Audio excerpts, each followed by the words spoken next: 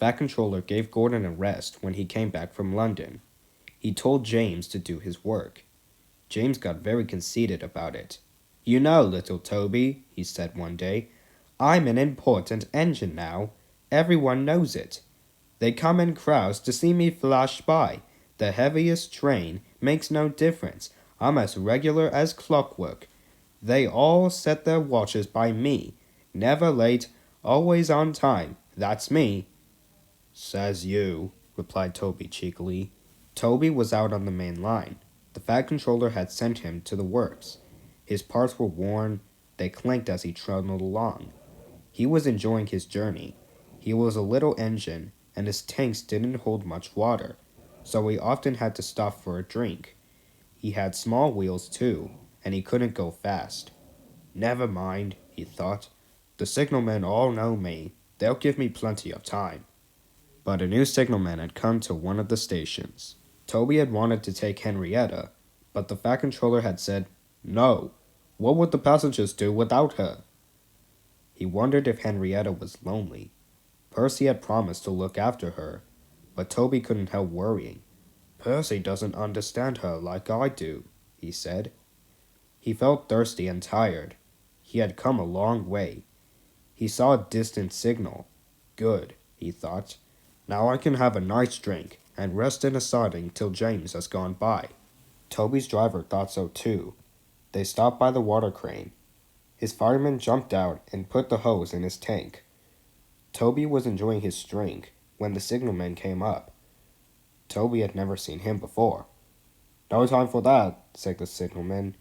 "We must clear the road for the express." "Right," said the driver. "We'll wait in the siding." "No good," said the signalman. "It's full of trucks. You'll have to hurry to the next station. They've got plenty of room for you there." Poor Toby clanked sadly away. "I must hurry, he panted. But hurrying used a lot of water, and his tanks were soon empty. They damped down his fire and struggled on, but he soon ran out of steam and stood marooned on the main line far away from the next station. The fireman walked back. He put detonators on the line to warn James and his driver. Then he hurried along the sleepers. "I'll tell that signalman something," he said grimly. James was fuming when Toby's fireman arrived and explained what had happened. "My fault," said the signalman. "I didn't understand about Toby." "Now, James," said his driver, "you'll have to push him." "What? Me?" snorted James. "Me? Push Toby and pull my train?" "Yes, you." "Shan't." The driver, fireman, passengers, and guard all said he was a bad engine. All right, grumbled James. He came up behind Toby and gave him a bump.